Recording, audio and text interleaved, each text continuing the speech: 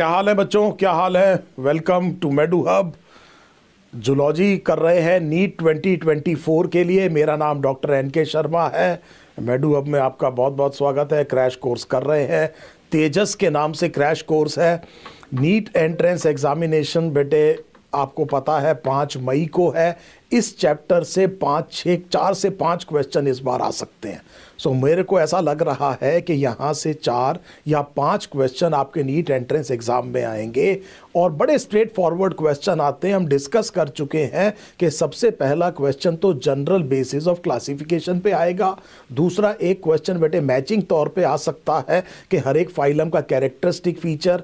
एक चीज़ मैंने आपसे ज़रूर कही है कि आप एक अपनी फैक्ट शीट बनाइए जिसमें कॉमन नेम और बायोलॉजिकल नेम्स लिखे हुए हों ताकि आप उन्हें बार बार रिवाइज करके तैयार कर सकें। एक क्वेश्चन तय है बायोलॉजिकल नेम और कॉमन नेम से आएगा। मैं शुरू कर रहा हूं। इनवर्टिब्रेट में आपको पढ़ा चुका हूं। आज हमें पढ़ना है बेटे कॉर्डेट। सो अगर आप ऐसे समझें कि अब जिस फाइलम के बारे में हम बात कर रहे हैं वो फाइलम है कॉर्डेट और आपकी अपनी फाइलम है। मुझे ये बताइए कि कॉर्डेट में क्या कैरेक्टर होने चाहिए जिसकी वजह से किसी चीज को कॉर्डेट कहा जाता है। आज इसको बेटे एक इंटरैक्टिव सेशन बनाते हैं। सो सबसे पहले तो मुझे बताइए कि इस फाइलम का जो नाम है वो किस फीचर पे पड़ा है। आप देख रहे हैं आज मैं बहुत तेज नहीं बोल रहा हूं, स्लो बोल रहा हूं और आपसे चाहता हूं कि आप ये बताएं कि आपको क्या क्या याद है। नोटोकॉर्ड, बहुत अच्छे बेटे। पहला क्वेश्चन आ गया। आपने कहा सर नोटोकॉर्ड वो है, अगर नोटोकॉर्ड नहीं है तो कॉर्डेट है नहीं। यह बात तय है। कॉर्डेट का नाम नोटोकॉर्ड से आया है। एक और क्वेश्चन बताइए बेटे, नोटोकॉर्ड किस एम्ब्रियोनिक जर्म लेयर से बनता है। आज मैं क्वेश्चन आंसर सेशन ज्यादा करूंगा। वर्टिब्रेट्स के बारे में, कॉर्डेट्स के बारे में आपको बहुत कुछ पता है। Let us revise this. बताइए कौन सी एम्ब्रियोनिक जर्म लेयर है जिससे नोटोकॉर्ड बनती है। मीजोडर्म है और इसका काम है बेटे सपोर्ट प्रोवाइड करना। सो बेसिकली ये डॉर्सल साइड पर होगी। डॉर्सल साइड ये पीछे वाली साइड है और बेसिकली ये किसी ना किसी चीज को जैसे नर्व कॉर्ड उसको सपोर्ट करेगी। एक और याद रखिएगा बेटे, ऑन्टोजेनी में ये स्ट्रक्चर जरूर बनेगा। ऑन्टोजेनी कहते हैं डेवलपमेंट ऑफ ऑर्गेनिज्म को। सो एम्ब्रियोनिक डेवलपमेंट से लेके एडल्ट तक पूरी की पूरी चीज को आपने क्या कहा बेटे, ऑन्टोजेनी। कभी ना कभी ये जरूर बनेगा। Please understand again What I am trying to say is कि नोटोकॉर्ड एडल्ट में है कि नहीं है इससे फर्क नहीं पड़ता। आपको एडल्ट में दिखाई दे रहा है कि नहीं दे रहा है, एम्ब्रियोनिक स्टेज में जरूर आ गया होगा। कुछ में एडल्ट में परसिस्ट करेगा, ये बात ठीक है, लेकिन कुछ में रिप्लेस हो सकता है वर्टिब्रल कॉलम से। लेकिन इसीलिए हम बार बार कह रहे हैं कि जब आप ऑन्टोजेनी देखेंगे, आपने एक बायोजेनेटिक लॉ पढ़ा होगा, ऑन्टोजेनी रिकैपिचुलेट्स फाइलोजेनी। सो हम यहां पर यह कहना चाह रहे हैं कि जिस टाइम पर आप बेटे इस चीज को देखेंगे तो ये कहीं ना कहीं नोटोकॉर्ड जरूर बनेगी। और ये जो नोटोकॉर्ड है, जैसा बिल्कुल ठीक आपने कहा, एम्ब्रियोनिक मीजोडर्म से बनती है। ये याद रखिए बेटे, डॉर्सल साइड में है और सपोर्ट करती है। पहला तो फीचर ये हो गया कॉर्डेट का, नोटोकॉर्ड। कोई और फीचर बताइए बेटे, फीचर नंबर 1। कोई और फीचर बताइए जिसे मैं कह रहा हूं कि इसकी वजह से इसको कॉर्डेट कहना चाहिए। तो let us try to be interactive as possible. आप ये सोचिए कि मैं आपसे मल्टीपल चॉइस क्वेश्चन के तौर की जगह कुछ बेटे 1 वर्ड आंसर पूछता जा रहा हूं। एक और फीचर मुझे बताइए जो कॉर्डेट्स में होना ही चाहिए। तो देखिए बेटे, कॉर्डेट्स में हमेशा डॉर्सल हॉलो नर्व कॉर्ड होती है और ये सिंगल है। तो दिमाग लगाइए बेटे, हमने क्या कहा, dorsal hollow single nerve cord. तो मैंने ये कहा बच्चे, इधर देखिए, ये आपका स्पाइनल कॉर्ड है। तो ऊपर ब्रेन होता है, ब्रेन के नीचे स्पाइनल कॉर्ड है। स्पाइनल कॉर्ड के अंदर एक बेटे सेंट्रल कैनाल होती है और इस सेंट्रल कैनाल में सेरिब्रोस्पाइनल फ्लूइड भरा होता है। तो ये सिंगल है, ये हॉलो है, और ये बेटे कौन सी साइड है? डॉर्सल साइड है। ये दूसरा फीचर बन गया जो कि हमें कॉर्डेट में देखने को मिलेगा। तो हमने ये दो फीचर बता दिए और हमने ये कहा कि यहां पर हम लिख लेते हैं, पहला फीचर तो हमें ये समझ में आ गया, नोटोकॉर्ड है। दूसरा हमने कहा डॉर्सल, बहुत धीरे धीरे बता रहा हूं बेटे, सिंगल और हॉलो। डॉर्सल, सिंगल और हॉलो क्या है बच्चे? नर्व कॉर्ड है। इसके अलावा एक तीसरा फीचर है कि फेरिंजियल एरिया में आपको कुछ ओपनिंग्स दिखाई देंगी, आपको गिल स्लिट्स दिखाई देंगे।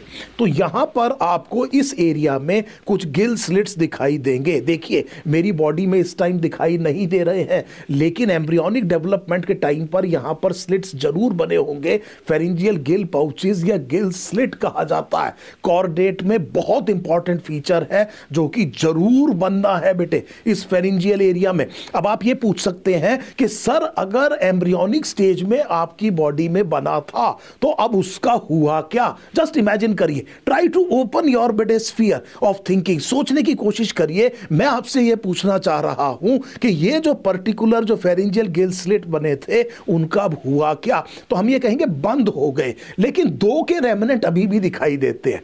एक हो सकता है आपने नाम सुना हो, मिडिल ईयर से और फेरिंग्स को कनेक्ट करता है, जिसे कहते हैं यूस्टेशियन ट्यूब। सो यूस्टेशियन ट्यूब वो है जब आप बहुत ऊंचाई पर पहुंच जाते हैं तो ऐसा लगता है कान बंद हो रहे हैं। सो आप अगर वल्साल्वा मैन्यूवर करें, देखिए डॉक्टर जैसी फीलिंग आएगी। एक काम करिए, नाक को ऐसे पिंच करिए और मुंह को बेटे ब्लो आउट करिए ऐसे।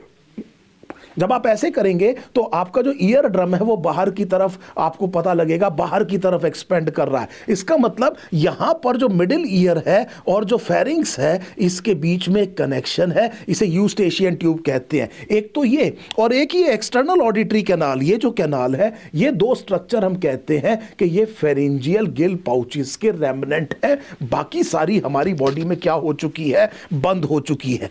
That actually reinforces my point. मेरे पॉइंट को मैं एक बार फिर रीइंफोर्स कर रहा हूं। एडल्ट बॉडी में कोई चीज दिख रही है या नहीं दिख रही है, लेकिन ऑन्टोजेनी में, एम्ब्रियोनिक डेवलपमेंट में जरूर बनी होगी, हर हालत में बनी होगी। इसीलिए बेटे हम इसको कॉर्डेट कह रहे हैं। सो तीसरी चीज हमने कहा कि फेरिंजियल गिल स्लिट्स है। चौथी चीज, अब बेटे मैं बेसिकली ज्यादातर चीजों का मैं ही आंसर दे रहा हूं, कोई और एक चीज बताइए। टेल के बारे में बताइए, टेल कैसी है? क्या हाल है आरती, क्या हाल है धनराज? बेटे टेल बताइए कैसी है? कि टेल के बारे में क्या पढ़ा है आपकी एनसीईआरटी में? एक और फीचर लिखा है, ये बताइए कि यहां पर टेल कैसी होती है। इसके बारे में कहते ये हैं कि there is a post anal tail. तो एनस के बाद टेल होती है बेटे। So post anal tail, invertebrate में टर्मिनल एनस होती है। पांचवी चीज ये है कि अगर हार्ट प्रेजेंट है तो वो वेंट्रल होगा। अब बड़े ध्यान से देख लीजिए बेटे, बड़े ध्यान से देख लीजिए। मैंने ये कहा कि ये जो नोटोकॉर्ड है ये भी किस तरफ होगी बेटे? डॉर्सल तरफ होगी। Now this is something very very important. हम यहां पर जब हम इनवर्टिब्रेट की बात करेंगे तो यहां पर बेटे इनवर्टिब्रेट्स में टर्मिनल एनस होता है। सो टर्मिनल एनस होता है। हम बात कर रहे हैं बेटे इनवर्टिब्रेट की। मैं आपको एक नीट एंट्रेंस एग्जाम का क्वेश्चन बता रहा हूं कि कॉर्डेट्स और इनवर्टिब्रेट्स में अंतर बताइए, और इनमें जब भी हार्ट होगा बेटे डॉर्सल होगा। इनवर्टिब्रेट में जब भी हार्ट होगा बेटे क्या होगा? डॉर्सल होगा। और जो नर्व कॉर्ड है वो बेटे सॉलिड होगी हॉलो की जगह, और डॉर्सल की जगह क्या होगी बेटे? वेंट्रल, और सिंगल की जगह क्या होगी बेटे? डबल। ये नर्व कॉर्ड होगी। Now please look at this slide. इस स्लाइड को अभी देखिए और पहचानने की कोशिश करिए क्वेश्चन को कि कॉर्डेट और इनवर्टिब्रेट्स में क्या अंतर है। सो अगर मैं कॉर्डेट बना रहा हूं बेटे, अगर मैं कॉर्डेट यहां पर बना रहा हूं, एक हाइपोथेटिकल कॉर्डेट बनाता हूं, तो मैंने बेटे यहां से ये बेटे इसका कंप्लीट डाइजेस्टिव ट्रैक्ट बनाया। अगर आप बड़े ध्यान से देखें, ये डॉर्सल साइड है, ये वेंट्रल साइड है। तो मैंने बच्चे ये क्या कहा? ये एनस है, इसके बियॉन्ड टेल है। इसको मैं कहूंगा पोस्ट एनल टेल। क्या ये बात दिख गई आपको? डॉर्सल साइड में बेटे मैं यहां पर एक नर्व कॉर्ड रखूंगा, एक नोटोकॉर्ड रखूंगा। तो तो मैंने बेटे उसको सपोर्ट कर दिया और फेरिंजियल एरिया में मैंने गिल स्लिट्स रख दिए और वेंट्रल साइड में क्या होगा बच्चे, हार्ट होगा। मैं इस तरह से क्या बनाऊंगा, कॉर्डेट बनाऊंगा। मुझे उम्मीद है ये बात समझ में आ गई। क्या हाल है Rishabh? So I hope this is now absolutely clear. यहां से जो क्वेश्चन आ सकता है हमें बहुत अच्छी तरह से समझ में आ गया। अब देखो बच्चे, मैं जा रहा हूं एनसीईआरटी पे और मैं एनसीईआरटी में हेमिकॉर्डेट हम कर चुके हैं, फाइलम कॉर्डेट की बात कर रहे हैं। तो हमने कहा नोटोकॉर्ड चाहिए, डॉर्सल हॉलो नर्व कॉर्ड चाहिए सिंगल, मैंने आपको बताया, पेयर्ड फेरिंजियल गिल स्लिट्स चाहिए, इधर भी है उधर भी है। उसके बाद मैंने आपसे यह कहा कि ये देखिए बेटे, कॉर्डेट और नॉन कॉर्डेट में अंतर देख लीजिए। नोटोकॉर्ड है, डॉर्सल है, मीजोडर्मल है, स्ट्रक्चरल सपोर्ट प्रोवाइड कर रही है। नर्व कॉर्ड भी डॉर्सल है, हॉलो और सिंगल है। गिल स्लिट्स है फेरिंजियल एरिया में। अगर हार्ट प्रेजेंट है तो वेंट्रल है और पोस्ट एनल टेल है। यहां पर पोस्ट एनल टेल की जगह टर्मिनल एनस है। हार्ट प्रेजेंट होगा तो डॉर्सल होगा, गिल स्लिट्स है नहीं। सेंट्रल नर्वस सिस्टम वेंट्रल है, सॉलिड है और डबल है और नोटोकॉर्ड होती नहीं। क्योंकि हेमिकॉर्डेट में हमें पहले जो कंफ्यूजन हुआ था कि नोटोकॉर्ड होगा, वो एक्चुअली स्टोमोकॉर्ड निकली। और स्टोमोकॉर्ड और नोटोकॉर्ड बेटे क्या नहीं होते, होमोलोगस नहीं होते। तो कल हमने एक क्वेश्चन ये किया था कि पहले हेमिकॉर्डेट्स को कॉर्डेट में रखा था आपने और फिर कॉर्डेट से हटा करके उसको आप इनवर्टिब्रेट्स में ले आए। इसकी वजह क्या है? आप ये कहेंगे कि वो जो स्ट्रक्चर स्टोमोकॉर्ड होता है वो नोटोकॉर्ड नहीं है। शुरू में हमें कंफ्यूजन ये हुआ था कि स्टोमोकॉर्ड ही नोटोकॉर्ड है, पर ऐसा है नहीं। अब हमें ये पता चला कि वो स्ट्रक्चर होमोलोगस नहीं है। इवोल्यूशन की जब आप बात करते हैं तो कॉमन एंसेस्ट्री अगर आपने देखा है डाइवर्जेंट इवोल्यूशन में पता चलता है, और डाइवर्जेंट इवोल्यूशन में होमोलोगस स्ट्रक्चर होते हैं। अगर दो ऑर्गेनिज्म में आपको होमोलोगस स्ट्रक्चर दिखाई दे रहे हैं तो वो इवोल्यूशन का बहुत शानदार एविडेंस होता है। इसलिए होमोलोगी को बहुत कॉमन माना जाता है, एक तरीका जिससे आप एंसेस्ट्री एस्टेब्लिश करते हैं। सो यहां पर ये वो टेबल है जहां से मैं कह रहा हूं एग्जामिनर आपसे क्वेश्चन पूछ सकता है। ये वो डायग्राम है जो बड़ा घटिया तरीके से मैंने बनाने की कोशिश करी थी। सुंदर डायग्राम बेटे यहां एनसीईआरटी में बना हुआ है। तो देखिए बड़े ध्यान से, यहां पर हम ये कह रहे हैं कि ये देखिए, ये बेटे ये डॉर्सल साइड है, लेट अस से ये वाली साइड डॉर्सल है, ये वाली साइड वेंट्रल है। डॉर्सल साइड में सबसे पहले तो ये हॉलो नर्व कॉर्ड बना दीजिए बेटे।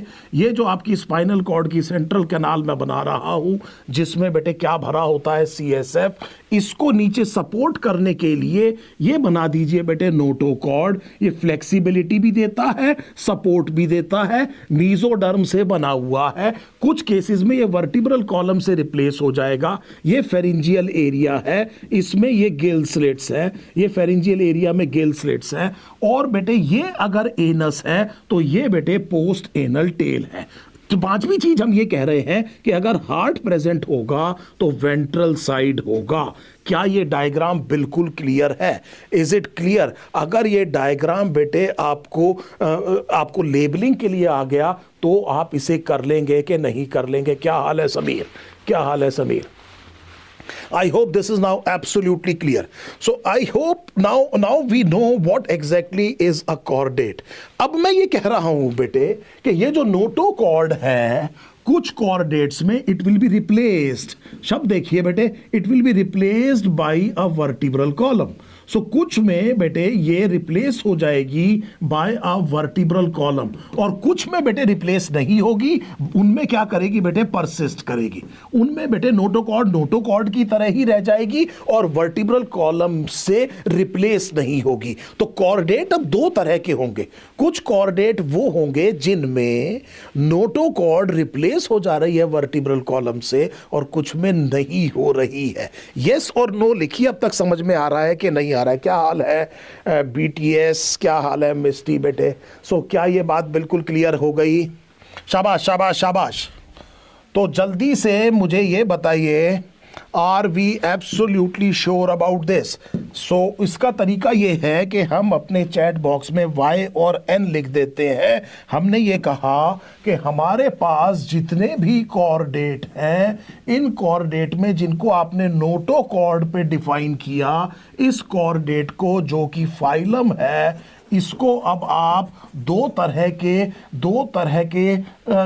तरह की चीजों में, ग्रुप में अभी इसका नाम रखेंगे ग्रुप का, कि सब फाइलम कहेंगे या क्या कहेंगे, एक बार बड़े ध्यान से देखिएगा। एक तरफ तो मैं ये कहूंगा कि जिनमें बेटे notochord is replaced by vertebral column, वो तो हो गए बेटे वर्टिब्रेट्स, और जो बाकी हैं बेटे उनको मैं जो शब्द इस्तेमाल करूंगा वो है नॉन वर्टिब्रेट्स। नॉन वर्टिब्रेट्स वो कोऑर्डिनेट्स हैं जिनमें नोटोकॉर्ड रिप्लेस नहीं हुई वर्टिब्रल कॉलम से, और वर्टिब्रेट वो कोऑर्डिनेट्स हैं जिनमें नोटोकॉर्ड रिप्लेस हो गई बेटे किससे? वर्टिब्रल कॉलम से। क्या ये बात बिल्कुल क्लियर है? बताइए बेटे। नो बेटे, spinal cord is a part of the central nervous system. Aditya spinal cord, इधर देखो बेटे, हम ये कह रहे हैं ये ब्रेन है, और ब्रेन के नीचे बेटे ये स्पाइनल कॉर्ड है, इसके चारों तरफ बेटे वर्टिब्रल कॉलम होता है।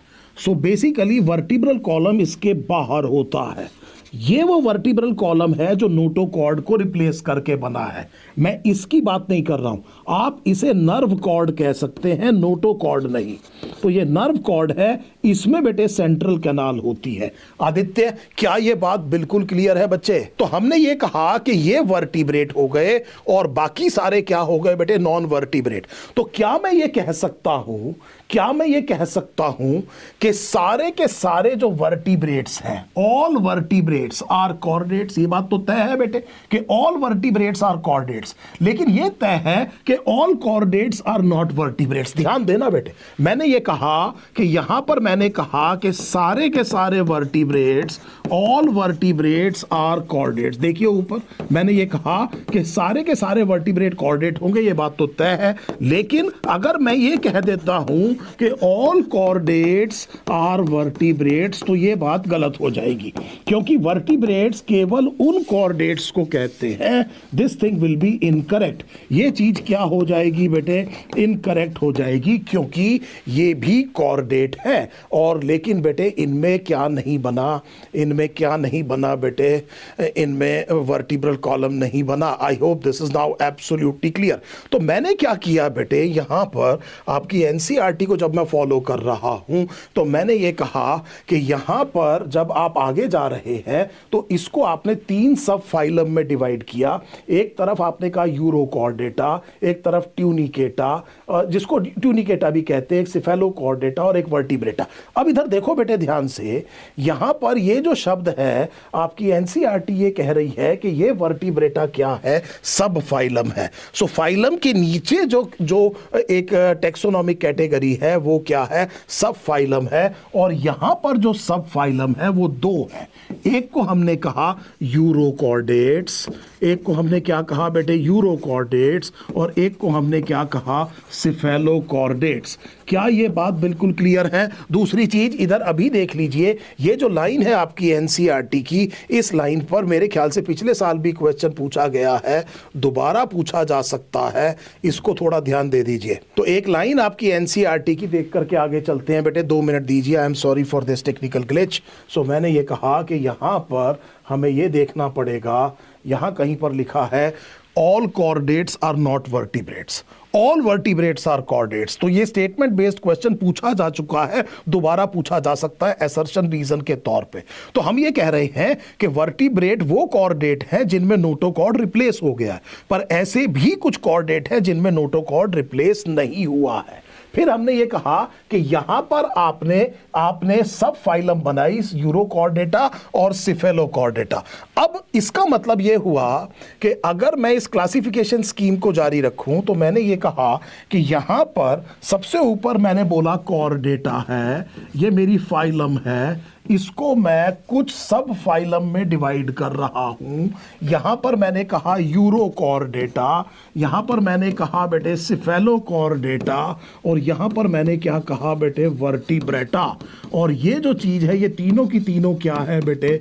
सब फाइला है। So I hope this is now absolutely clear. इन दोनों को मिला करके एनसीईआरटी ये कह रही है कि आप एक ग्रुप कह सकते हैं जिसको हम प्रोटोकॉर्डेट कहते हैं। जनरली ये शब्द इस्तेमाल नहीं किया जाता, लेकिन क्योंकि एनसीईआरटी में लिखा हुआ है तो ये याद रखिएगा कि यहां पर एक ग्रुप और आर्टिफिशियल तरीके से क्रिएट किया गया है जिसे प्रोटोकॉर्डेट कहा जाता है। क्या यहां तक बात समझ में आ गई? बोलिए बेटे। अब देखिए इधर, यूरो का मतलब होता है टेल, तो पहले ही समझ लीजिए यूरो का मतलब होता है बेटे टेल, और सिफेलॉस का मतलब होता है बेटे head. Now this is something very important, try to always remember कि इसका मतलब क्या है बेटे टेल है और इसका मतलब क्या है बेटे हेड है। इसीलिए जब आप कहते हैं सिफेलॉस, सो सिफेलॉस का मतलब क्या होता है बेटे हेड होता है। This is cephalisation bilateral symmetry में, इसका मतलब क्या बना है बेटे हेड बना है। आई hope this is now absolutely clear. अब देखिए यहां पर जो यूरो कोऑर्डिनेट्स है इनमें क्योंकि नोटोकॉर्ड होगी, हमने कहा कि इन दोनों में बेटे वर्टिब्रल कॉलम नहीं है तो इनमें नोटोकॉर्ड है, लेकिन नोटोकॉर्ड केवल लार्वल टेल में दिखाई देती है। सो लार्वल टेल में ही दिखाई देती है, नोटोकॉर्ड बनती है और नोटोकॉर्ड केवल लार्वल स्टेज में दिखाई देगी और वो भी केवल टेल रीजन में दिखाई देगी। पूरी बॉडी में नोटोकॉर्ड नहीं है लेकिन बनती है, एम्ब्रियोनिक मीजोडर्म से बनती है। ये वही होमोलोगस स्ट्रक्चर है जिसकी वजह से कॉर्डेट कह रहे हैं। अब चाहे छोटे से पार्ट में बनी हो, थोड़ी देर के लिए बनी हो, लेकिन अगर बनी है तो कॉर्डेट है। आई hope this is now absolutely clear. एक और बड़ा बढ़िया क्वेश्चन आपसे पूछता हूं। एक बार एआईपीएमटी मेंस जब होता था तो उन्होंने एक क्वेश्चन पूछा, चलिए आप आंसर दीजिए, थोड़ा देर कर रहे हैं आप आंसर देने में, लेकिन प्लीज ट्राई टू अंडरस्टैंड, थोड़ा सा आंसर दे देना चाहिए। आपने ये नाम पढ़ा होगा Archaeopteryx. So Archaeopteryx is a connecting link between reptiles and birds. So इसमें बहुत सारे कैरेक्टर किसके हैं? रेप्टाइल के, और कुछ कैरेक्टर किसके हैं बेटे? बर्ड्स के हैं। सो एग्जामिनर ने क्वेश्चन ये पूछ लिया था कि आर्कियोप्टेरिक्स को कहां रखें, क्या ये रेप्टाइल है या बर्ड है? फिर समझ लीजिए क्वेश्चन ये है कि आर्कियोप्टेरिक्स एक कनेक्टिंग लिंक है रेप्टाइल और बर्ड में। इसमें बहुत सारे कैरेक्टर्स किसके हैं बेटे? रेप्टाइल के, कुछ कैरेक्टर्स किसके हैं? बर्ड के। तो ये बताइए कि इसको रेप्टाइल के साथ रखें या बर्ड के साथ में? वेयर डू यू कीप बेटे आर्कियोप्टेरिक्स? आर्कियोप्टेरिक्स में बहुत सारे कैरेक्टर्स किसके हैं बच्चे? रेप्टाइल के। कुछ कैरेक्टर किसके हैं बेटे? बर्ड्स के। मुझे बताइए आर्कियोप्टेरिक्स को रेप्टाइल में रखना चाहिए या बर्ड में रखना चाहिए? सो द आंसर इज बेटे बर्ड। एक बात याद रखना, जैसे ही एक भी कैरेक्टर हायर फाइलम का आ गया तो बेटे वो हायर फाइलम को बिलोंग करेगा। नितेश ध्यान दो, अमन सिंह ध्यान दो, मैंने अभी क्या इंपॉर्टेंट बात कही। मैंने आपसे कहा yes it has to be a bird. बेटे अगर फेदर है, चाहे उड़ता हो चाहे ना उड़ता हो, फ्लाइट हो चाहे ना हो, पर अगर आपको फेदर दिखाई दे रहा है तो बेटे बर्ड होगा। आई hope this is now absolutely clear. दोबारा समझ लीजिए आदित्य, अगर एक भी हायर कैरेक्टर दिखाई दे गया तो उसे हायर फाइलम के साथ रखा जाएगा। तो बर्ड्स को आप डिफाइन करते हैं बेटे फेदर से। फेदर केवल और केवल बर्ड में देखने को मिलता है। तो अगर आर्कियोप्टेरिक्स में फेदर है तो फिर वो बेटे क्या है? बर्ड है और फेदर होता है। इससे फर्क नहीं पड़ता कितने कैरेक्टर बेटे रेप्टिलियन है। बेसिकली हम ये देखना चाह रहे हैं कि फेदर बनते ही वो क्या बन गई है बेटे? बर्ड बन गई है। आई hope this is now absolutely clear. क्या ये बात समझ में आ गई? आगे देखिए बेटे, तो ये जो टेल रीजन है इसमें नोटोकॉर्ड परसिस्ट कर रही है। इसमें रहती है लार्वल टेल के तौर पे, लार्वल स्टेज में रहती है और केवल टेल रीजन में। दूसरी चीज ये देखिए, इनकी जो बॉडी है it is surrounded by a covering. इनकी बॉडी को एक कवरिंग सराउंड करता है और इस कवरिंग की वजह से इनको ट्यूनिकेट कहा जाता है। ट्यूनिक का मतलब होता है कवच, ट्यूनिक का मतलब होता है कवच। तो जैसे पुराने जमाने में जो बेटे सोल्जर्स होते थे वो कवच पहन लेते थे लड़ाई करने से पहले, इसी तरह से इनकी बॉडी भी चारों तरफ से सराउंड होती है एक कवरिंग से। इस कवरिंग को आप ट्यूनिक कहते हैं, इसीलिए इन्हें ट्यूनिकेट भी कहा जाता है। और ध्यान देना बेटे, ध्यान देना, यहां पर सेलुलोस मिलता है। Now this is very very important. यहां पर क्या है बेटे? सेलुलोस। नॉर्मली सेलुलोज की कवरिंग आपको ऐसा लगता है कि प्लांट में होनी चाहिए, लेकिन यहां पर मैं बात क्या कर रहा हूं बेटे, शाबाश, मैं यहां पर क्या बात कर रहा हूं बेटे, सेलुलोज की। और किस में बात कर रहा हूं बेटे, एनिमल किंगडम में वेरी वेरी अनयूजुअल फीचर, ये जो ट्यूनिक है, इट कंटेन्स बेटे cellulose. Now this is something very important, they are filter feeders. ये क्या है बच्चे, फिल्टर फीडर्स हैं। और ये बेटे कौन है, यूरोकॉर्डेट्स। और यूरोकॉर्डेट्स को ट्यूनिकेट क्यों कहा जाता है, ये बात समझ में आ गई। और इनके ट्यूनिक में ऐसी क्या खास बात है, ये बात भी बिल्कुल क्लियर हो गई। क्या ये बात सही है? अब देखिए इधर, इसके बाद में जब हम इस वाले पार्ट पे आते हैं, अब मैंने कहा कि हम बात करेंगे सिफेलोकॉर्डेट की। सो सिफेलोकॉर्डेट का मतलब ये हुआ कि यहां पर जो नोटोकॉर्ड है वो हेड टू टेल है, हेड टू टेल पूरे पार्ट में है और परसिस्ट करती है, and it persist into adulthood. इन चीजों को आपने इस वाले सब फाइलम को आपने क्या कहा, cephalochordate. I hope this is now absolutely clear. Filter feeding बेटे मैंने आपको पॉरीफेरा में भी बताया था, कोई चीज जब छनती है तो उसमें से फूड पार्टिकल को बाहर निकाल लिया जाता है। इसीलिए बच्चे, इसीलिए इस एनसीईआरटी को पढ़ना शुरू करिए, ठीक है, बहुत जरूरी है। और ये क्वेश्चन जो आप पूछते हैं बड़ा खुशी होती है मुझे, दोबारा याद दिला देता हूं बेटे। फिल्टर फीडिंग का मतलब पॉरीफेरा याद करो इमीडिएटली, बहुत जल्दी। एक और चीज आज आप सीख लीजिए बेटे, अभी कोई बच्चा कह रहा था सर मजा नहीं आ रहा, तो मैं बेटे यहां पर नाच गाना नहीं दिखा रहा हूं, हाँ या नहीं, मैं आपको बायोलॉजी पढ़ा रहा हूं और इस बायोलॉजी से नीट में सिलेक्शन होता है। अब जिसने भी बेटे मजे लेने हैं और नीट में सिलेक्शन उसकी चॉइस नहीं है, वो जाकर के बहुत सारे चैनल है वहां पे खूब मजे ले, एग्रीड। सो मेरा मतलब ये है, ध्यान से समझिए, जैसे ही आपका कैरियर है स्टेक पे, ये मजे लेने से नहीं होता, पढ़ने से होता है। और मैं अकेला हिंदुस्तान में टीचर हूं जो डायरेक्टली ब्लंटली ये बात बोल देता है बेटे। सो मैं ये चाहता हूं मेरी क्लास में बहुत सीरियस बच्चा बैठे। आई डू नॉट वॉन्ट बेटे मैं 2 बच्चों को पढ़ा के खुश हूं, लेकिन they should be very serious. उनको पता होना चाहिए कि यहां पर जो टाइम है वो कितना इंपॉर्टेंट है, सर का भी और मेरा भी। मेरे घर में मेरे पेरेंट्स हैं, वो चाहते हैं कि मैं डॉक्टर बनूं, और मैं बेटे यहां बैठ के अगर पढ़ नहीं रहा हूं तो मैं अपने पेरेंट्स की इज्जत नहीं कर रहा, तो टीचर की क्या करूंगा? सीधी सी बात है ये। तो बेटे I do not expect anything, ठीक है बेटे, and this is why I am saying this is a free crash course. A free crash course में आपको चाहिए, बहुत अच्छी बात है, नहीं चाहिए बेटे आप एक एग्जिट बटन करिए और छोड़ के चले जाइए मीटिंग को, इससे बढ़िया काम नहीं हो सकता। लेकिन यहां पे पढ़ाई होगी और यहां पर बहुत सीरियस पढ़ाई होगी, क्योंकि 20 लाख बच्चा बेटे पेपर देता है। ये नाचने गाने से सिलेक्शन नहीं होता, पढ़ने से होता है बेटे। You are talking to a doctor, आपको पता है बेटे कि ये बहुत मेहनत की लाइन है, और हम बेटे घबराते नहीं मेहनत करने से। बिल्कुल क्लियर है बेटे, बिल्कुल सीरियसली यहां पर बैठना चाहिए। अब देखिए बेटे मेरी बात को ध्यान से समझिएगा। मैंने अभी, आपने मेरे से क्वेश्चन पूछा, आपने कुछ क्वेश्चन पूछा। हम बेटे, मैं बेटे शाम को एक क्लास ले रहा था, कल मैंने एक क्लास ली 9:30 पे, 9:30 पे क्लास ली सेल बायोलॉजी में। I was not teaching at all the NCERT, और एक भी बच्चा वहां बैठा हुआ बेटे, 150 के बच्चे के करीब लाइव थे, उनमें से ये नहीं कह रहे थे सर ये क्या हो रहा है, एंड दे वर अंडरस्टैंडिंग, खुद आंसर दे रहे थे।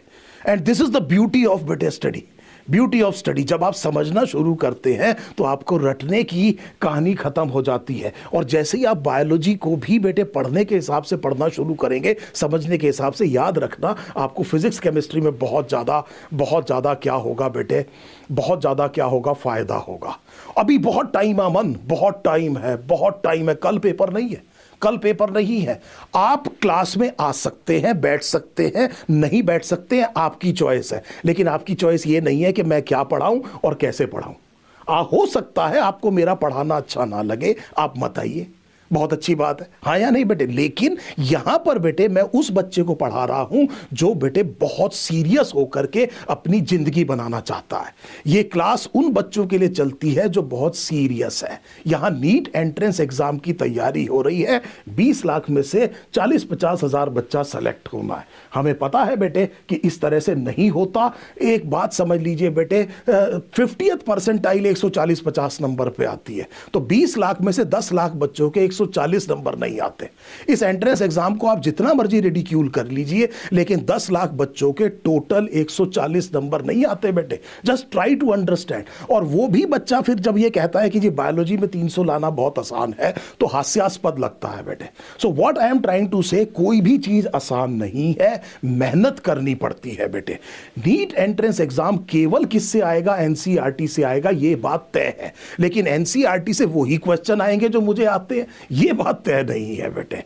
ठीक है, और मुझे भी नहीं पता बेटे कि नीट एंट्रेंस एग्जाम में क्या आएगा। इसीलिए मैं आपकी एनसीईआरटी को हर तरह से पढ़ना चाहता हूं, ताकि बेटे हम यहां पर तैयारी कर सकें। मैं अपनी टीम की तरफ से आपसे एक बात कह रहा हूं, मुझे इससे फर्क नहीं पड़ता। आई एम लीस्ट बॉदर्ड बेटे। मैं बहुत लोगों को जानता हूं, बहुत मेरा नाम है, बहुत लोग जानते हैं, बहुत कुछ है भगवान का दिया हुआ। इससे फर्क नहीं पड़ता कितने लोग बैठे हैं, क्या बैठे हैं। लेकिन अगर एक भी बच्चा अगर ये कहता है कि सर हाँ सेलेक्ट हुआ, मैं उसमें थोड़ा बहुत आपका कंट्रीब्यूशन था, तो हमारा पर्पस सॉल्व हो जाएगा।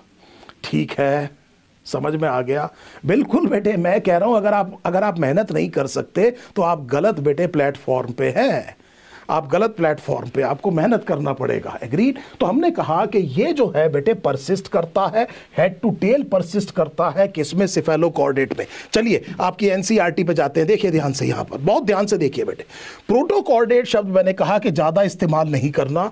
ये क्या है बेटे? शाबाश, एक्सक्लूसिवली मरीन। एक बार फिर देख लीजिए बेटे, एक्सक्लूसिवली मरीन एकदम आपके दिमाग में आना चाहिए। फिल्टर फीडर से ये बात शुरू हुई थी, याद कीजिए। पॉरीफेरा में, पॉरीफेरा में बेटे माइक्रोविल्लाई होते हैं, और पॉरीफेरा में जो सेल होता है क्वानोसाइट, उसके ऊपर माइक्रोविल्लाई है, उसमें चीजें फिल्टर होती है। यहां पर ये ध्यान दीजिए बेटे, बहुत ध्यान से। क्या आपको याद आ रहा है कि एक तो टीनोफोर बेटे एक्सक्लूसिवली मरीन थे? बार बार रिवाइज करेंगे बेटे बेटे, आज के बाद ये क्वेश्चन गलत नहीं होना चाहिए। देखिए, एक तो टीनोफोर क्या है बेटे? टीनोफोर एक्सक्लूसिवली मरीन है। दूसरे इकाइनोडर्म एक्सक्लूसिवली मरीन है। तीसरे बेटे हेमीकॉर्डेट एक्सक्लूसिवली मरीन है। और अब यहां पर फिर मैं क्या देख रहा हूं बेटे कि ये जो प्रोटोकॉर्ड्स हैं, प्रोटोकॉर्डेट हैं, ये भी क्या है बेटे? एक्सक्लूसिवली मरीन है। सो एंट्रेंस एग्जाम में जो क्वेश्चन आ सकता है कि कौन एक्सक्लूसिवली मरीन नहीं है, वो यहां से आ सकता है। आई hope this is now absolutely clear. इसके बाद आपकी एनसीईआरटी कह रही है कि नोटोकॉर्ड कन्वर्ट हो गई और उसके बाद में वर्टिब्रल कॉलम बन गया।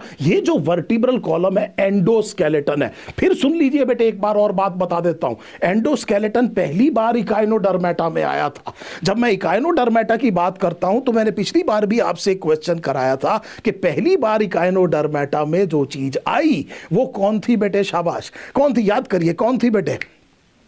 इकाइनोडर्मेटा में जो चीज सबसे पहले आई बेटे वो कौन था? एंडोस्केलेटन था। और वो एंडोस्केलेटन किसका बना हुआ था बेटे? कैल्शियम का।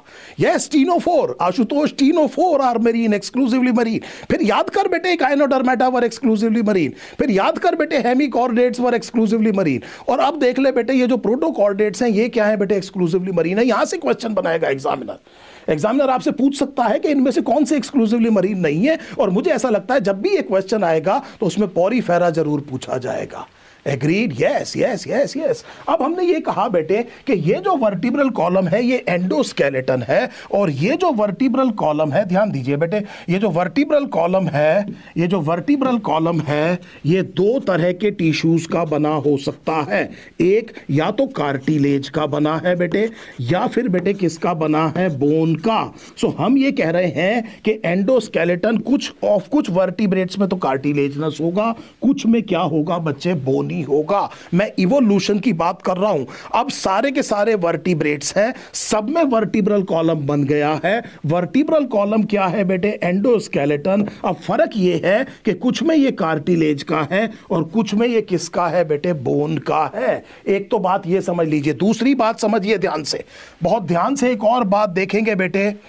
इवोल्यूशनरी स्कीम ऑफ थिंग्स में एक और चीज ये समझिए कि यहां के बाद में ये जो वर्टिब्रेट्स हैं इनको जब आप क्लासिफाई करेंगे तो अब आपने ये देखना है कि जॉ बना के नहीं बना। Now this is a very very important evolutionary feature.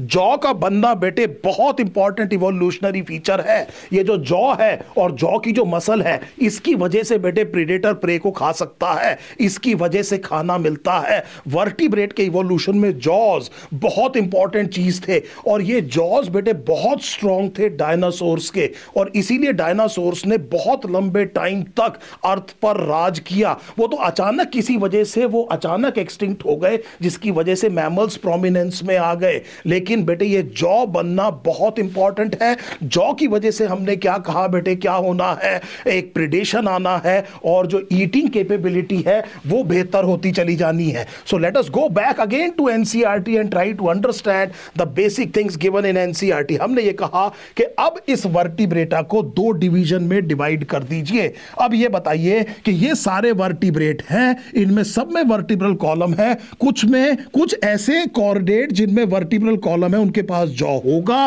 और कुछ के पास जॉ नहीं होगा। ध्यान दीजिए बच्चे, क्या ये बात समझ में आ गई? अब मैं वर्टिब्रेटा जो सब फाइलम है उसको दो डिविजन्स में डिवाइड कर रहा हूं, और जो मेरे सामने इवोल्यूशनरी फीचर है वो जॉ है। और जॉ के लिए जो बेस शब्द है बेटे वो ग्नेथा है, और ए का मतलब होता है नहीं होना। जैसे एन यूरिया, यूरिन आउटपुट 0 है तो आप एन यूरिया कहते हैं। सो हमने ये कहा ए जहां शब्द आ जाता है इसका मतलब होता है कोई चीज एब्सेंट है। एजूस्पर्मिया, अगर सीमन में स्पर्म नहीं है तो उसे एजूस्पर्मिया कहेंगे। और इसको आपने क्या कहा बेटे, ग्नेथेस्टोमेटा। स्टोमा मैं आपको शब्द बता चुका हूं, स्टोमा का मतलब होता है माउथ। याद करिए, बार बार याद करिए कि स्टोमा को कई बार हमने देखा है कि माउथ होगा, और माउथ में क्या होगा बेटे, जॉ होगा। यहां पर बेटे जॉ नहीं है। क्या यह बात बिल्कुल क्लियर है? बताइए बच्चे, इज इट क्लियर?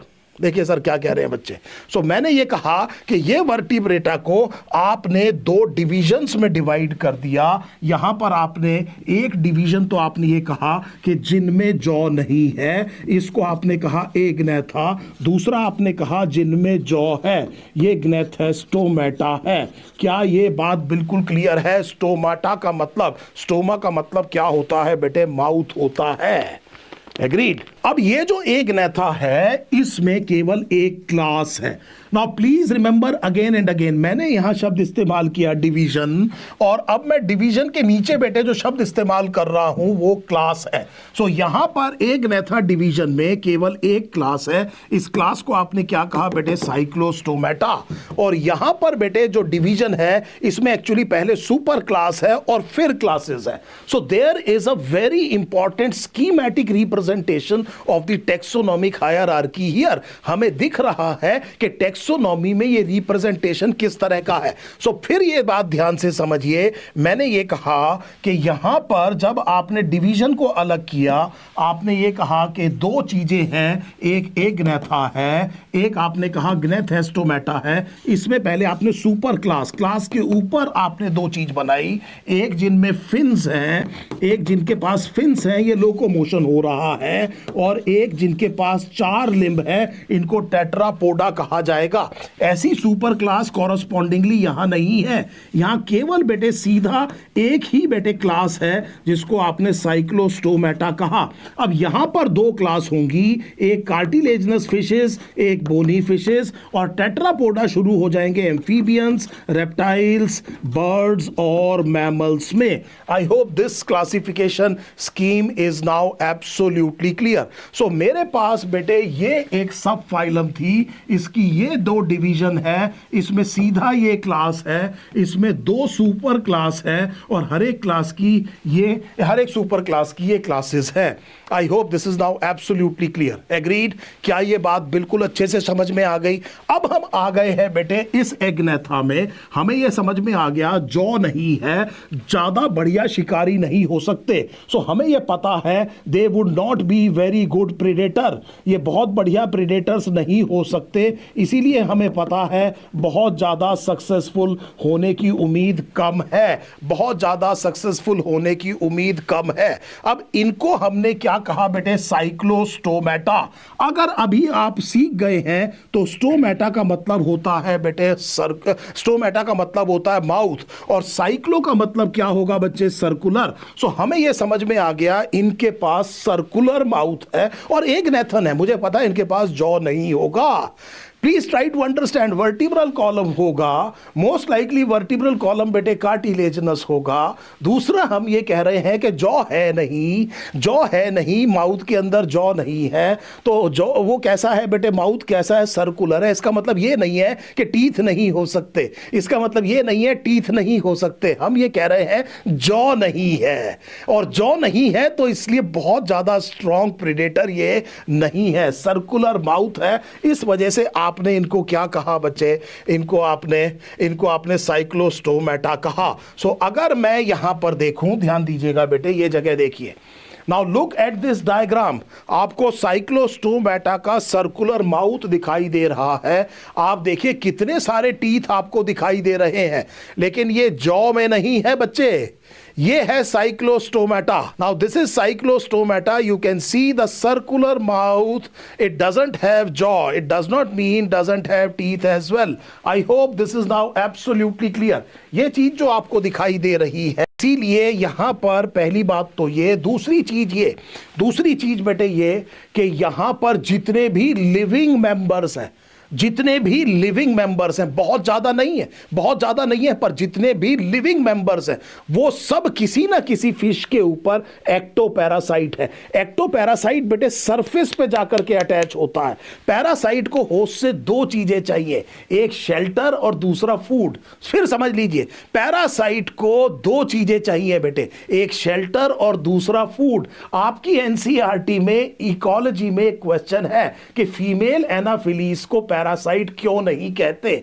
अब आप मुझे बताइए उसका आंसर आएगा क्या। सो आपकी एनसीईआरटी का इंटेक्स्ट क्वेश्चन है, ये भी एनसीईआरटी है। मुझे बताइए बच्चे, आपकी एनसीईआरटी में आपने एक अंदर इंटेक्स्ट क्वेश्चन देखा है ऑर्गेनिज्म एंड पॉपुलेशन में, पॉपुलेशन इंटरेक्शन में। वो ये कहते हैं कि फीमेल एनाफिलीज को पैरासाइट नहीं कह सकते। क्यों? फीमेल एनाफिलीज ह्यूमन बीइंग से ना तो उसे शेल्टर चाहिए, काट के उड़ जाती है। नंबर दो बेटे, वो जो ब्लड मील ले रही है वो फूड के तौर पे नहीं ले रही है, वो अपनी बॉडी में जो रिप्रोडक्टिव जो सेल्स हैं, जो गैमेट्स हैं, उनकी डेवलपमेंट के लिए कर रही है। सो ना तो वो फूड ले रही, ना वो बेटे शेल्टर ले रही, और दोनों चीजों के बिना आप किसी को पैरासाइट नहीं कह सकते। अब ये शेल्टर बाहर भी हो सकता है, बॉडी के अंदर भी हो सकता है। उसी चैप्टर में आपने पढ़ा, एक को एक्टोपैरासाइट कहते हैं और एक को बेटे एंडोपैरासाइट कहते हैं। और यहां पर हम ये कह रहे हैं कि जितने भी लिविंग हैं वो सारे के सारे क्या है बेटे, एक्टोपैरासाइट्स हैं। हमने ये कहा ऑल लिविंग मेंबर्स। देखो बेटे, मैं बार बार आपको कुछ चीज दिखा रहा हूं, हो सकता है कोई एक्सटिंक्ट मेंबर बेटे फ्री लिविंग भी रहा हो। यहां देखिए आपकी एनसीईआरटी कह रही है केवल लिविंग मेंबर्स की बात हो रही है, जो आज भी जिंदा है। वो क्या है बेटे, एक्टोपैरासाइट्स हैं। इलोंगेटेड बॉडी है, ये रही बेटे स्ट्रीमलाइन बॉडी। पानी में रहने के लिए स्ट्रीमलाइन बॉडी बेटे कन्वर्जेंट इवोल्यूशन का हिस्सा है। ज्यादातर चीजें मछली जैसी दिखने लगती हैं क्योंकि पानी में मूव करने का फायदा होगा। और उसमें बेटे ये रहे बेटे गिल्सलेट्स, ये रहे बेटे गिल्सलेट्स। सो इनका नंबर 6 से 15 है, इधर भी होगा और उधर भी होगा। क्या ये बात समझ में आ रही है? 6 से 15 पेयर हैं। 6 से 15 पेयर का मतलब होता है 12 से 30। क्या ये बात बिल्कुल क्लियर हो गई? और अभी हमने देखा कि सकिंग और सर्कुलर माउथ है विदाउट जॉज। मैंने आपको दिखाया कि इनका माउथ कैसा है।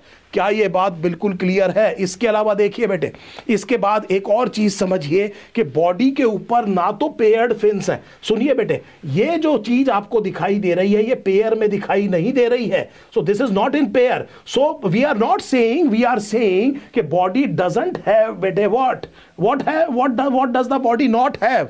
पेयर्ड फिन्स नहीं है। क्या यह बात बिल्कुल क्लियर है? ध्यान दीजिए, रीड बिटवीन दी एनसीईआरटी। मैंने कहा कि पेयर में नहीं है, फिन्स पेयर में नहीं है। अगर आप फिश की बॉडी पे, मैं आपको आगे डायग्राम दिखाऊंगा, उसमें अगर आप फिन देखेंगे तो ज्यादातर फिन्स बेटे पेयर्ड होते हैं। और बॉडी पर क्या नहीं है बेटे, स्केल नहीं है। अभी मैं फिश पर आऊंगा, फिश की बॉडी के ऊपर स्केल होता है बेटे। फिश की बॉडी के ऊपर क्या है बेटे, स्केल है। तो हमने ये कहा कि ये बात बिल्कुल क्लियर हो गई। अब हमने कहा इनमें बेटे एंडोस्केलेटन है।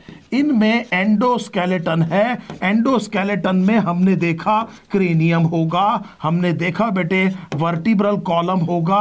ये दोनों प्रोटेक्ट करते हैं। क्रेनियम प्रोटेक्ट करता है बेटे ब्रेन को, वर्टिब्रल कॉलम बेटे प्रोटेक्ट करता है स्पाइनल कॉर्ड को।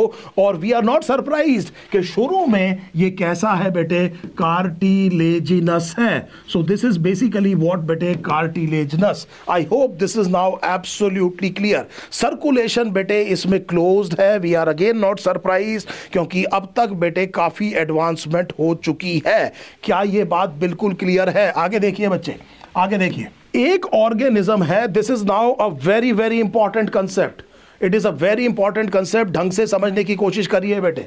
हमने ये कहा कि एक ऑर्गेनिज्म ऐसा है, एक ऑर्गेनिज्म ऐसा है जो कि एक सिंगल रिप्रोडक्टिव इवेंट में सारी एनर्जी लगा देता है। सिंगल रिप्रोडक्टिव इवेंट में सारी एनर्जी लगा देता है। सो ये जो ऑर्गेनिज्म है, ये एक ही बार या एक या दो बार ही क्या करेंगे, रिप्रोड्यूस करेंगे, और जितनी भी एनर्जी है ये सिंगल रिप्रोडक्टिव इवेंट में लगा देंगे। बहुत सारे प्रोजेनी बनेंगे और उसके बाद में ये इतनी एनर्जी इन्वेस्ट कर देते हैं कि उस रिप्रोडक्टिव इवेंट के बाद में, स्पॉनिंग के बाद में इनकी डेथ हो जाती है। इस तरह के जो ऑर्गेनिज्म है इन्हें हम कहते हैं कि इनके अंदर जो स्ट्रैटेजी है इसे सिमल पैरिटी कहते हैं। सो एनसीईआरटी के बाहर का टर्म है, लेकिन ट्राई टू अंडरस्टैंड। एनसीईआरटी में ऑर्गेनिज्म एंड पॉपुलेशन में हो सकता है आपने एक पैराग्राफ कभी पढ़ा हो, वहां पर लिखा है बेटे लाइफ हिस्ट्री वेरिएशन। इसमें जो चीज नॉर्मली याद रह जाती है वो ये है कि पैसिफिक साल्मन कितनी बार बेटे रिप्रोड्यूस करती है, बैम्बू कितनी बार रिप्रोड्यूस करता है। लेकिन कंसेप्ट ये है कि कुछ ऑर्गेनिजम्स में रिप्रोडक्टिव स्ट्रेटजी सिमल पैरिटी है। वो सिंगल रिप्रोडक्टिव इवेंट में अपनी सारी एनर्जी लगा देते हैं और उसके बाद में इतनी एनर्जी इन्वेस्ट हो जाती है कि इसके बाद डेथ हो जाती है। इस तरह की स्ट्रेटजी आपको लिविंग साइक्लोस्टोम्स में भी देखने को मिलेगी। और इनमें एक माइग्रेशन होता है। इस माइग्रेशन को एक और एनसीईआरटी के बाहर शब्द इस्तेमाल कर रहा हूं, एनाड्रोमस कहा जाता है। एनाड्रोमस का मतलब यह है कि ये खुद तो मैरीन एनवायरनमेंट में रहते हैं, लेकिन एग या स्पॉनिंग के लिए, ले करने के लिए they go to the fresh water. ये कहां पर जाते हैं बेटे? फ्रेश वाटर में जाते हैं। और फ्रेश वाटर में स्पॉनिंग के बाद में दे एक्चुअली डाई। और इसके बाद में जो इनका लार्वा होता है वो कुछ देर बेटे फ्रेश वाटर में रहने के बाद में वापस कहां पर आ जाता है? मरीन एनवायरनमेंट में। इस लार्वा को एक और शब्द एनसीईआरटी के बाहर इस्तेमाल कर रहा हूं, एमोसीट कहा जाता है। So this larva is called as ammocoete. फिर ध्यान से देखिए, इस वाले माइग्रेशन को एनाड्रोमस कहा जाता है। ये रहते कहां पर हैं बेटे? मरीन एनवायरनमेंट में। स्पॉनिंग के लिए कहां पर आते हैं बेटे? फ्रेश एनवायरनमेंट में। सिमल पैरस है, बहुत ज्यादा बेटे एनर्जी से बेटे बहुत सारे एग को स्पॉन करके इतनी ज्यादा एनर्जी लग जाती है कि उसके बाद में इनकी डेथ हो जाती है, वापस नहीं जा पाते। ये जो लार्वा है एमोसीट, ये लार्वा बेटे काफी देर बेटे फ्रेश वाटर में रह करके डेवलप करके बाद में अपनी जर्नी शुरू करता है मरीन एनवायरनमेंट में। इस तरह के माइग्रेशन को जो मरीन से फ्रेश वाटर की तरफ हो रहा है, इसको एनाड्रोमस कहा जाता है। ये साल्मन में भी देखने को मिलेगा। सो ये बेटे यहां पर भी साइक्लोस्टोम्स में भी देखने को मिल रहा है, लेकिन साल्मन में भी देखने को मिलेगा। This would be seen in salmon. कुछ में उल्टा होगा। कुछ में उल्टा क्या होगा कि वो फ्रेश वाटर से स्पॉनिंग के लिए कहां जाएंगे बेटे? कहां जाएंगे? Basically they will go to the marine water. और उस टाइम बेटे इसको कैटाड्रोमस माइग्रेशन कहा जाएगा। तो फिश में माइग्रेशन होता है और बहुत लंबे लंबे टाइम के लिए, बहुत लंबी लंबी दूरी के लिए होता है। अगेन एक और चीज, अभी अगर आपके पास एनसीईआरटी है तो उसको उठाइए, लाइफ हिस्ट्री वेरिएशन देखिए, उसकी एक लाइन आपके सामने पढ़ रहा हूं। उन्होंने कहा है every species on the earth, every species on the earth has bete adapted itself and has evolved to adapt the most effective reproductive strategy।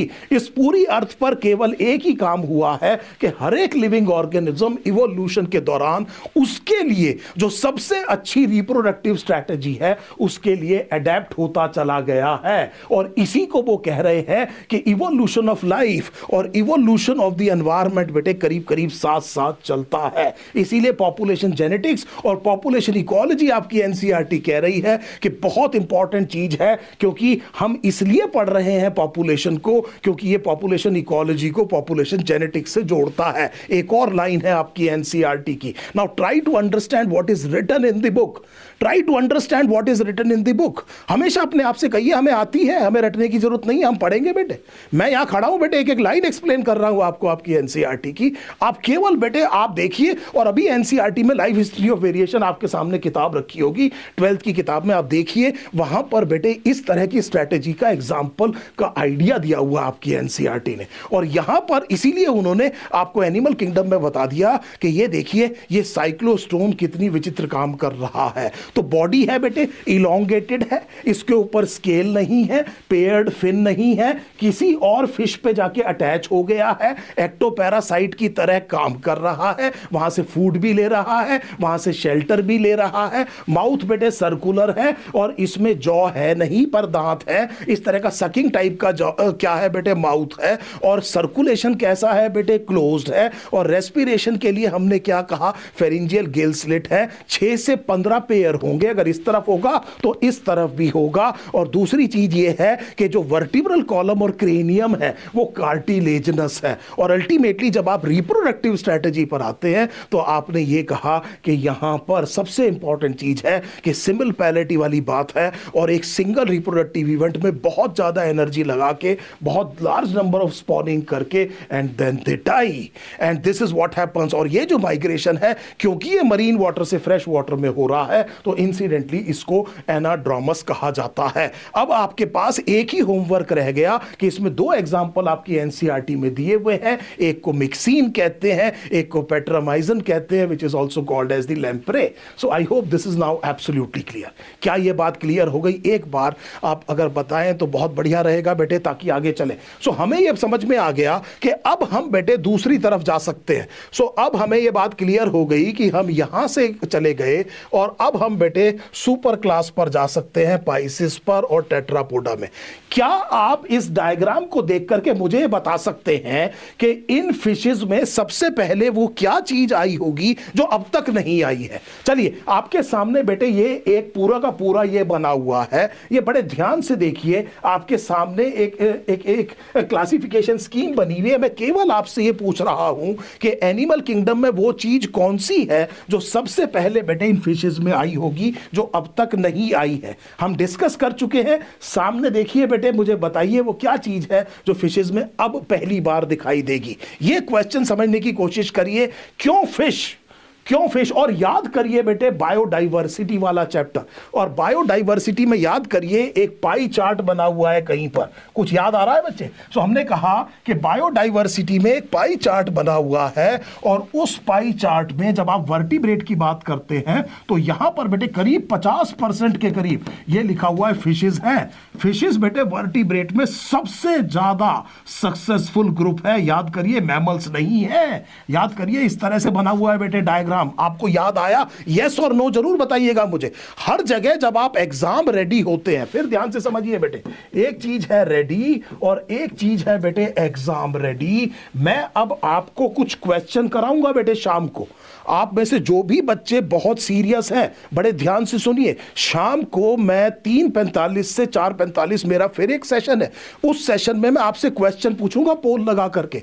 अगर आप एग्जाम रेडी हैं और डरते नहीं हैं इस चीज से कि मेरे से गलती हो रही है तो कौन सा बेटे आसमान फट गया। यहां पर आपसे मैं क्वेश्चन पूछ रहा हूं, आपने आंसर दिया और वो गलत है तो कौन सी सीट छिन गई।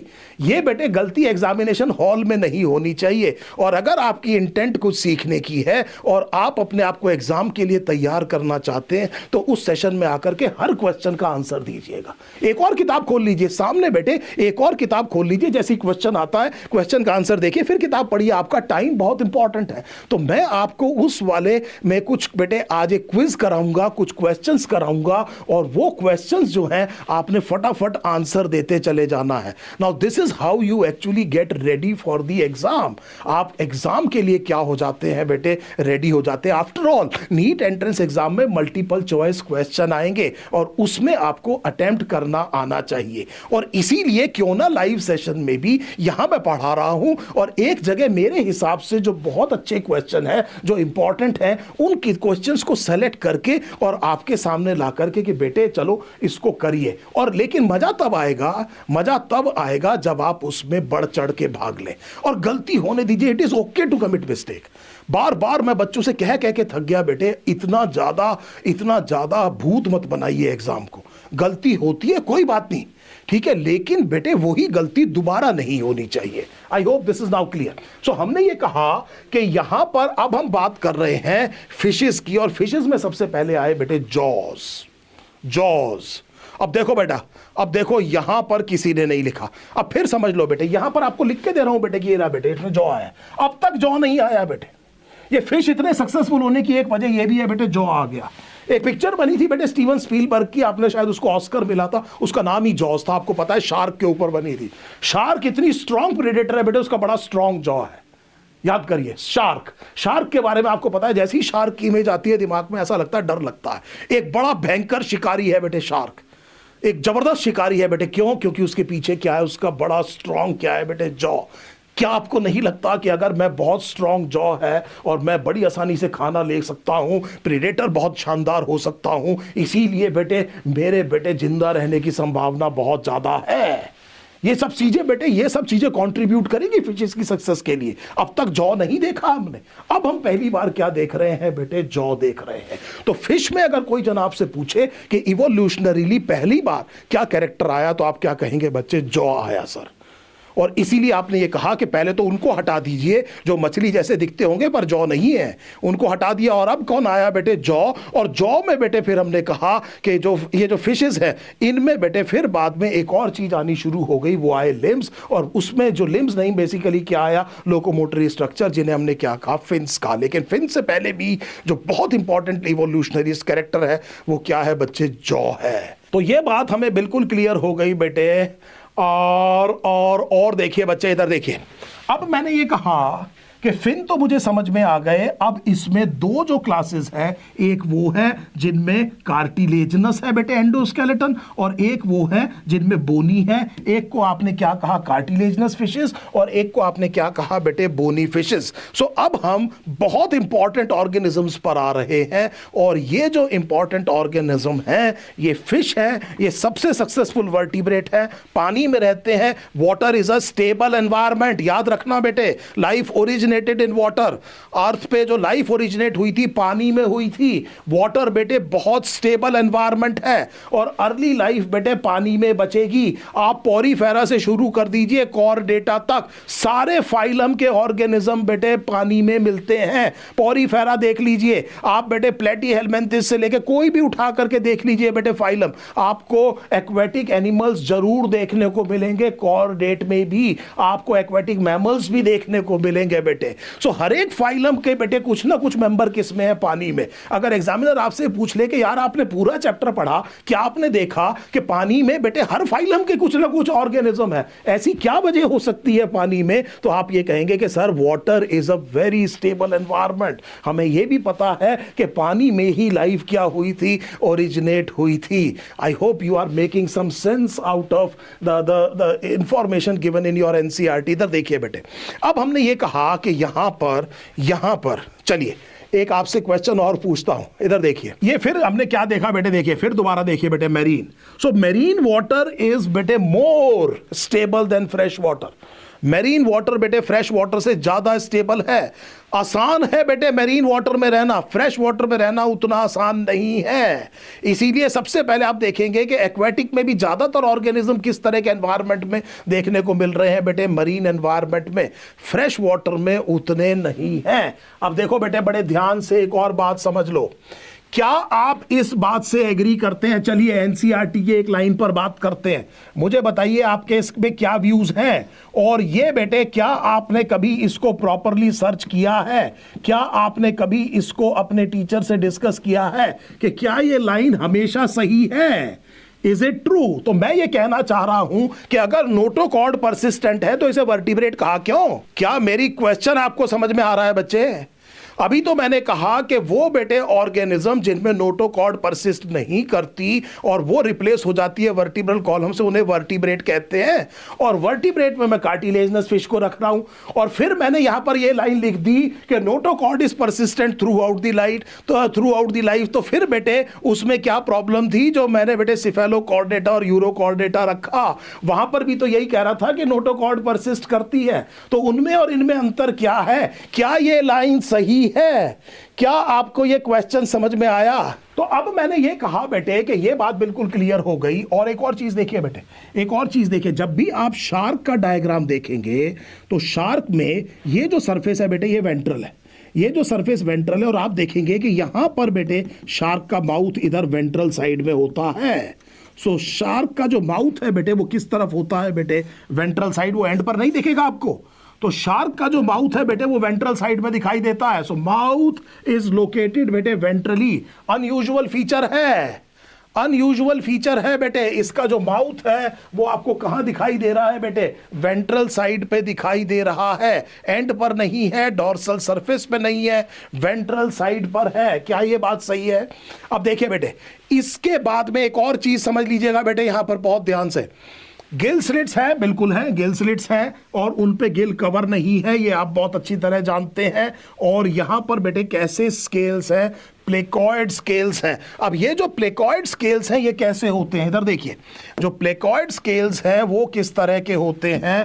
प्लेकॉइड स्केल में जब आप देखेंगे तो इस तरह का बेटे स्केल है, इस तरह का स्केल है, इस तरह का स्केल है, बहुत शार्प बेटे एंड्स होते हैं, बड़े स्ट्रॉन्ग।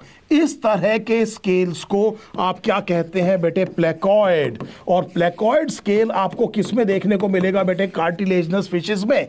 अगर आप बेटे बोनी फिशेस में देखेंगे तो साइक्लॉइड, और बेटे कई बार ये हल्का सा सेरेटेड मार्जिन होता है, टीनॉइड। तो यहां पर हम क्या कह रहे हैं कि साइक्लॉइड और टीनॉइड स्केल देखने को मिलते हैं। यहां पर हम क्या कह रहे हैं बेटे? ये प्लेकॉइड स्केल देखने को मिलते हैं। और एक और चीज और याद रखना, ये जो स्केल है बेटे ये they are dermal, they are dermal.